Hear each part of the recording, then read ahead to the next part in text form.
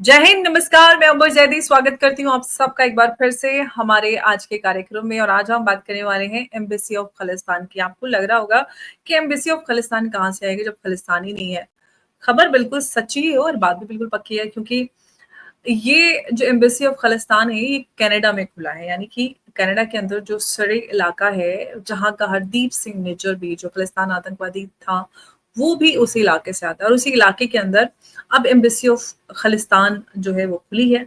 और अब सवाल ये उठता है कि क्या कनाडा एक्सट्रीमिज्म को फंड करके बहुत बड़ी जो आने वाली खतरे की घंटी है उसको इग्नोर कर रहा है, बड़े खतरे को दरकिनार कर रहा है। और वो जो वहां पर रेफरेंडम कराया करता था, कहीं ऐसा ना हो कि ये आज तो एम्बेसी ऑफ खालिस्तान खुली है वहां पर, कल ऐसा नहीं हो कि ब्रिटिश कोलंबिया के अंदर ही खालिस्तान बन जाए। जिस तरह से डेमोग्राफी बदल रही है, जिस तरह से ये सारी चीजें हो रही हैं, उससे ये बात इम्पॉसिबल नजर नहीं आती। ऐसा बिल्कुल हो सकता है।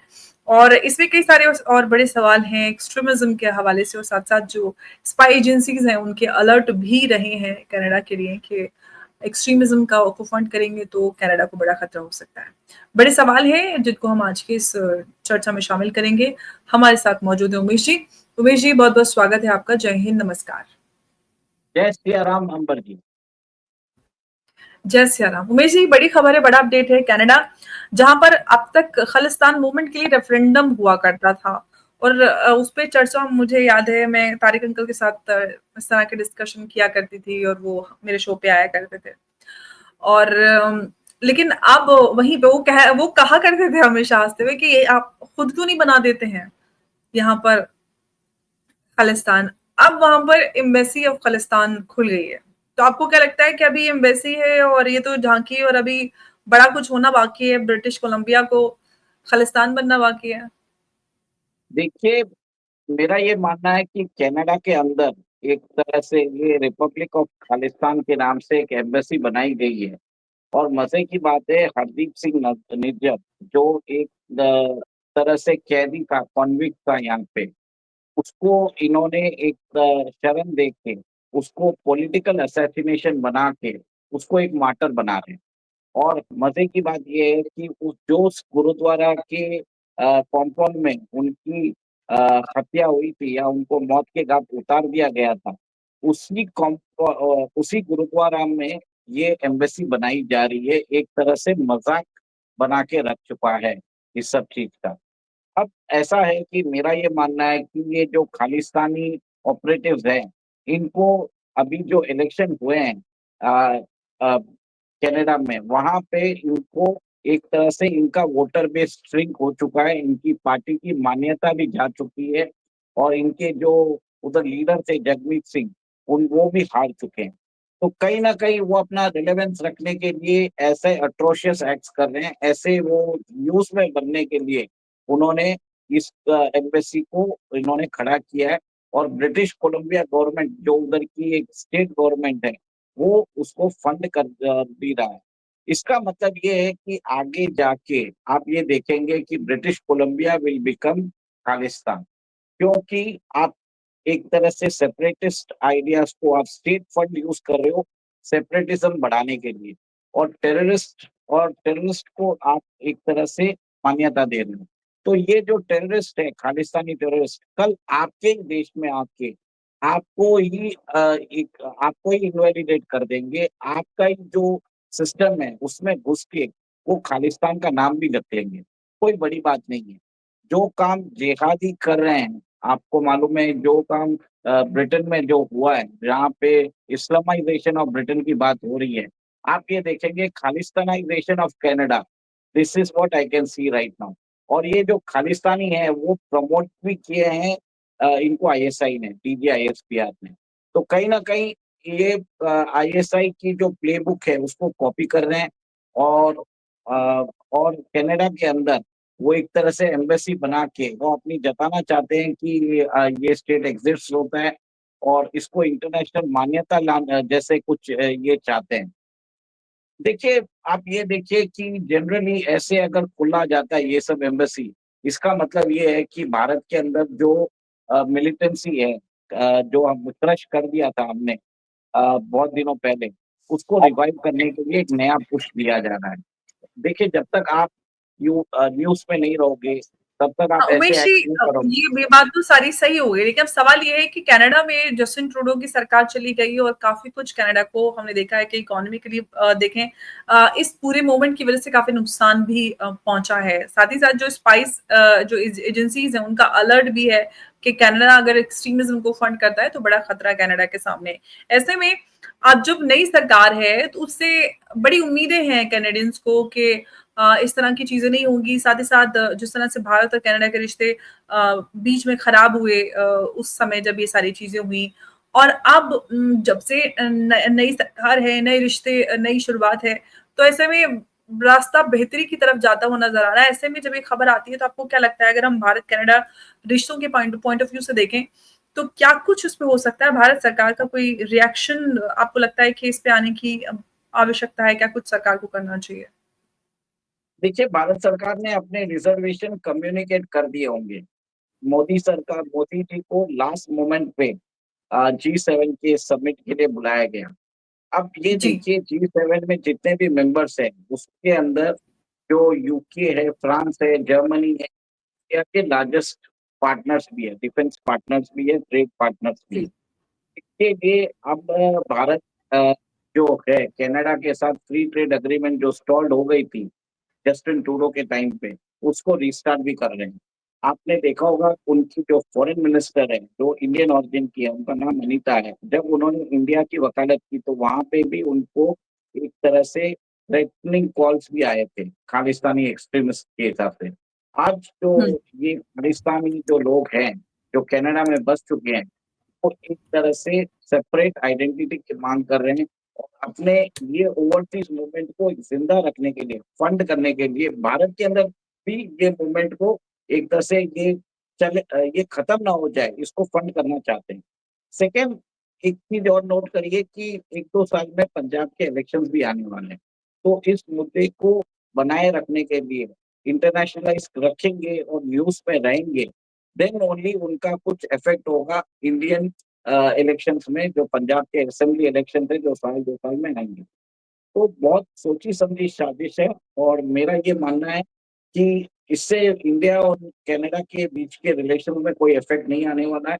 न्यू दिल्ली ज़रूर इस बात का जो है इसका प्रोटेस्ट करेगा और कैनेडियन सरकार को बोलेगा कि वो जो ब्रिटिश कोलंबिया गवर्नमेंट है, उनको समझाए और ये जो एम्बेसी उन्होंने बना के रखी है, उसकी फंडिंग बंद करे और उसको एक तरह से पूरी तरह से क्लोज़ करने में दोनों देशों के बीच में फ़ायदा है।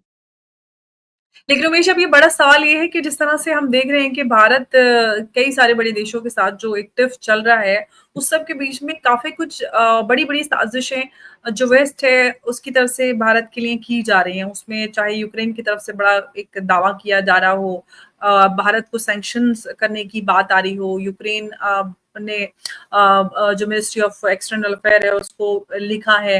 कई सारी ऐसी बड़ी चीज़ें हैं। क्या कुछ ये जो कुछ भी हो रहा है, प्लस ये एम्बेसी का खुलना सिरे में, तो क्या ये बड़ी साजिश कुछ पनपते हुए हम देख रहे हैं कि भारत के खिलाफ ऐसा कुछ किया जा रहा है ताकि भारत को मजबूर करके कुछ प्रेशराइज करके कहीं पे लाकर कोई डील की जा सके?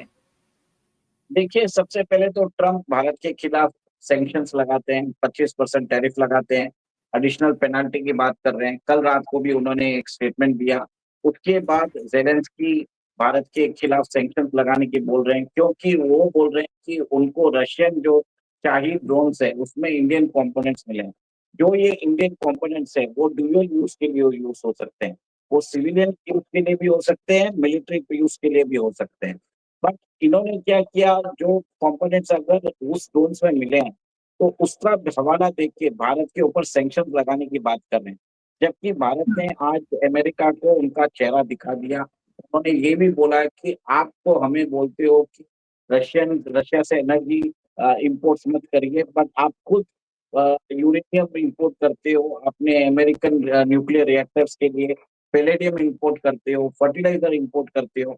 उसका आपको कोई मलाल नहीं है, पर भारत को आप लेक्चर ज़रूर दे रहे हो। तो उन्होंने एक पूरा डेटा रिलीज़ कर दिया और अब इसके साथ आप ये भी देख रहे हैं कि जो खालिस्तान एम्बेसी की बात है, उसको भी एक इसी टाइम पे लेके आ रहे हैं कि भारत के ऊपर बहुत जगह से दबाव बनाया जाए। देखिए, अमेरिका बना रहा है, अभी यूक्रेन चालू हो गया है और अभी आपने देखा है कि कनाडा भी चालू हो गया है।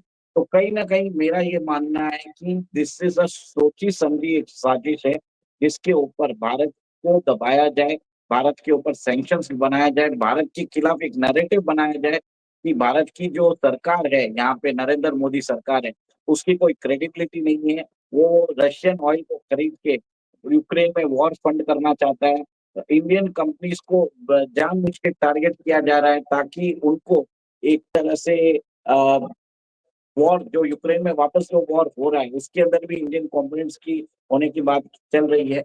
और कुछ दिन पहले एब्सोल्युटली आपने इंडियन जो कंपनी है उसको बोला गया है कि वो इस तरह के जो एक्सप्लोजिव है वो रशिया को भेजती आई है। ये सारी चीजें अब अचानक से हो रही हैं क्योंकि रशिया और यूक्रेन वॉर जो है वो कई सालों से चल रहा है, हम सब जान रहे हैं, लेकिन अब ये सारी चीजें हो रही है जो कि ये दर्शाता है कि अगर इनकी टाइमिंग को लेकर सवाल करें, हम रिपब्लिक ऑफ खालिस्तान की एम्बेसी की बात करें सरी के अंदर, साथ ही साथ यूक्रेन एमईए को ये इशू फ्लैग करता है, साथ ही साथ इंडियन कंपनी को पे भी इल्जाम लगाया जाता है कि वो एक्सप्लोजिव रशिया को भेज रहा है।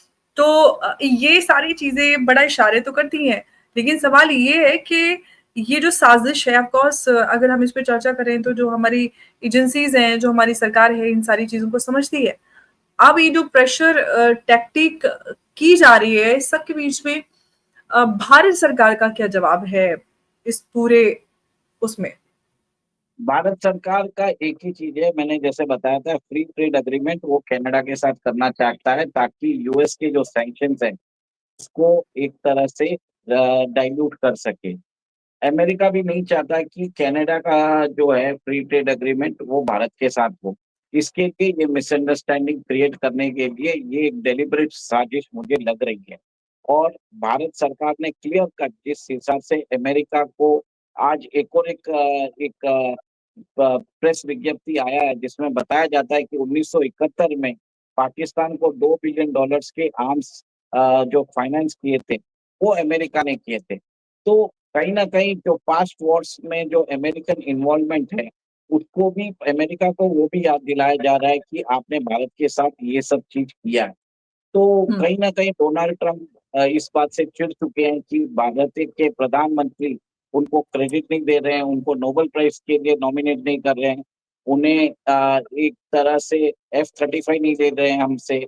हमसे ट्रेड डील में हमारे जो प्रोडक्ट्स हैं, डेयरी प्रोडक्ट्स और हमारे जो जेनेटिकली मॉडिफाइड सीड्स हैं और एग्रीकल्चर प्रोडक्ट्स हैं, वो सब नहीं ले रहे हैं।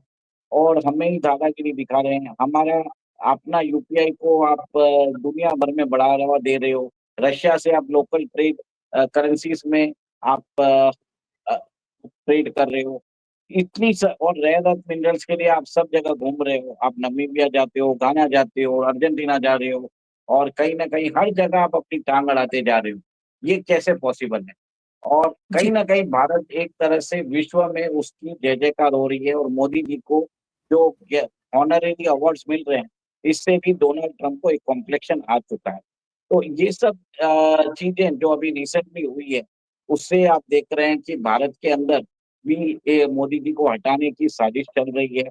तो कहीं न कहीं मेरा ये मानना है कि एक इंटरनेशनल साजिश है जिसमें मोदी जी की छवि को धूमिल करना चाहते हैं, भारत की ग्रोथ को रोकना चाहते हैं और एक तरह से सब मिलके भारत के ऊपर सैंक्शंस लगा के भारत को एक तरह से आप ये देखेंगे थोड़े दिनों में ये बोलेंगे कि Modi ji is comparable to North Korean dictator Kim Jong Un है, उनके साथ किम जोंग। कंपैरिज़न होगा।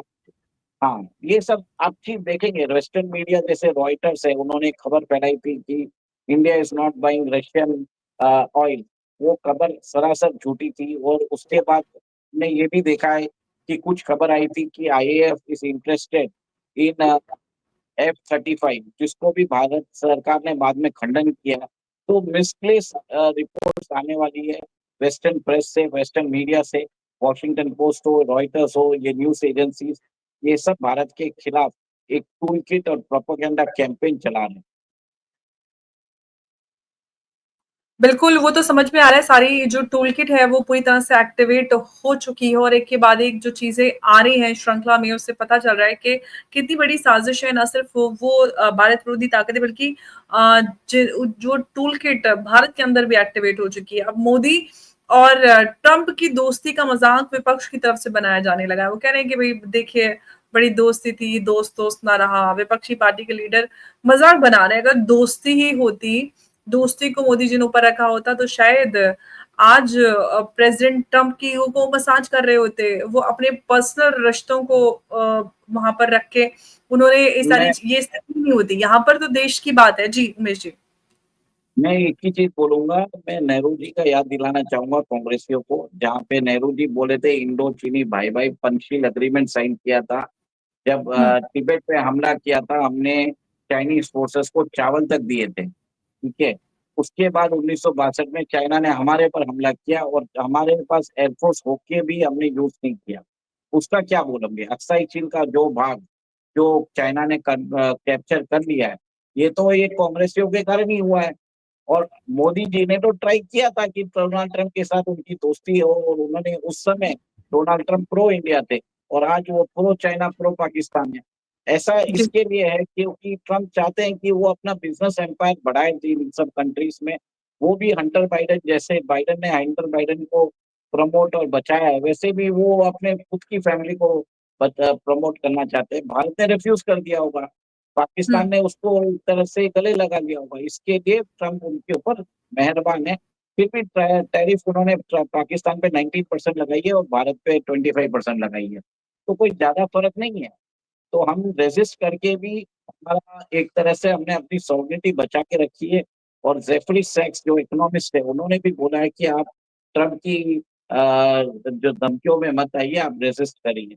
और कल तो हमने ये भी देख लिया कि वॉरेन बफे और कर्क जो कैनेडियन बिज़नेस टाइकून है, उन्होंने भी बोल दिया है कि ट्रम्प की डिसीज़न से अमेरिका में रिसेशन आने वाला है और इसके प्रभाव हम दिख रहे हैं।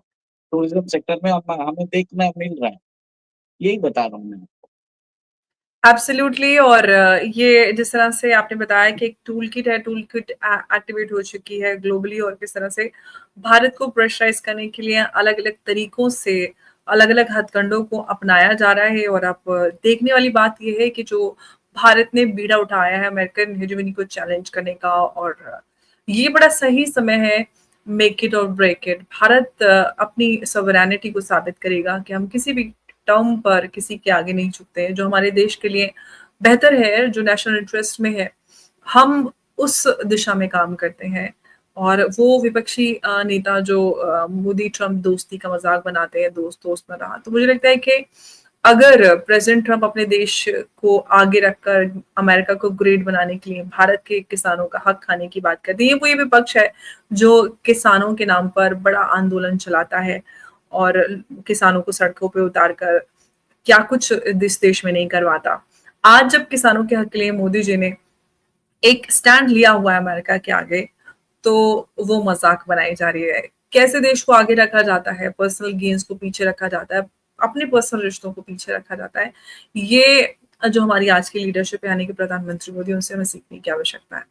उमेश जी, बहुत-बहुत धन्यवाद हमारी आज की इस चर्चा में जुड़ने के लिए। नमस्कार, जय हिंद, जय भारत। जय श्री राम। जय सिया राम।